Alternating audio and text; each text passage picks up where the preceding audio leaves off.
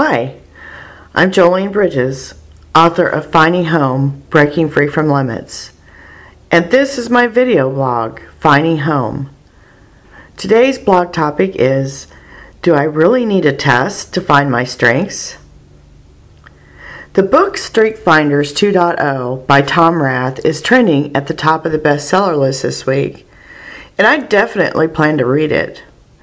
However, after reading the reviews and the summary information on the book, it got me to thinking about the most powerful ways for finding and developing our strengths in an intuitive and authentic manner.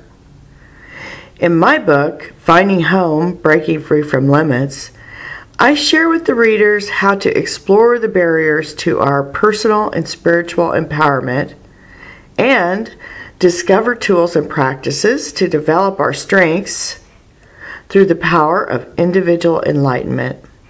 In short, in order to find your strengths, you must gain a clear understanding of what limitations you have put upon your mental self to hide them. Characteristics that define our authentic nature are not hidden or buried in some deep hole within the mind, but they can be covered up by the veils of 1,000 limitations we harbor about success or achievement that have been drilled into our psyche for years and years.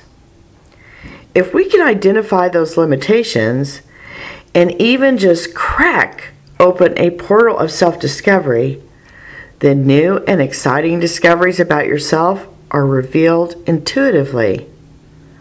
Finding your natural talents comes from self-reflection and spending a little bit of time with yourself to feel and intuit the characteristics about yourself that emerge and energize and inspire you. Let's say, for example, that you have taken the test from the Strength Finders 2.0 book and you have discovered that your number one strength is that you are strategic. You may or may not be surprised by this, but if you don't feel the connection with that strength already, then it's highly unlikely that you will pursue applications of this strength any further than the taking of the test itself. No matter what strength you uncovered using a test, you will certainly know this strength already with a little deep contemplation of the self. By dedicating as much time to yourself with quiet reflection and honest self-examination as you spent reading the book, you will come up with a list of personally inspiring qualities about yourself that will net you authentic and genuine ideas about applying them in your life immediately. By shutting out the mental clutter of your mind for just a few minutes, like the grocery list and overdue bills, unresolved relationship issues, and focusing on your essence with mental questions like, what am I good at? Or what activities do I do that I get totally engrossed in, or lose time, or have no trouble focusing on? You will discover 2 or 3 things immediately that come to mind. I'm a good planner, listener, idea creator, dreamer, etc. These high-level characteristics will evolve into pathways to apply these skills as you continue to treat yourself often with this self-contemplation. If you identified activities that you thoroughly enjoy, like doing word jumbles or playing video games, then your path may not be to become a professional video gamer or a reclusive word jumbler, but you may begin to see that your love and passion for these activities can manifest into finding careers, hobbies, or purposes that include the same skills you use to do these things.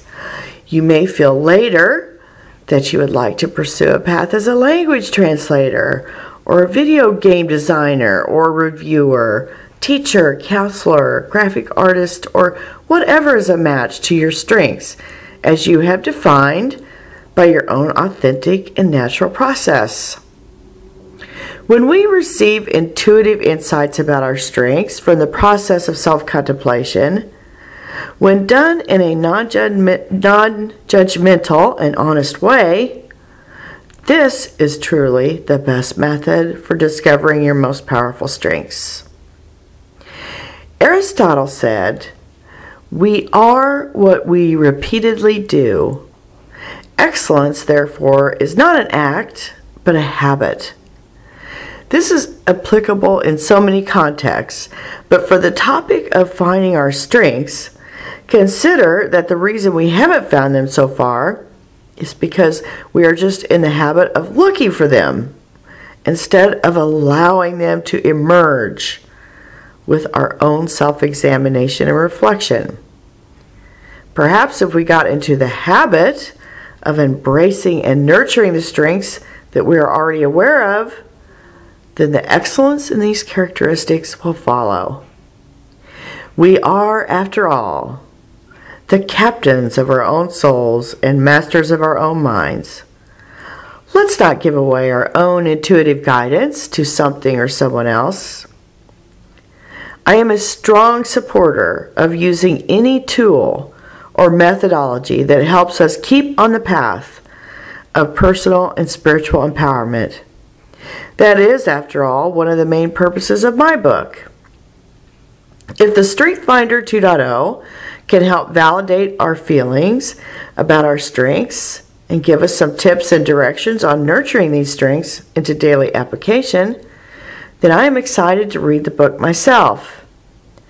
However, let me remind you that if you're planning on reading Strengths Finder 2.0 or have already read it, then you really don't need to go very far or spend any money on the true source for that information, which is right in your own mind, heart, and soul.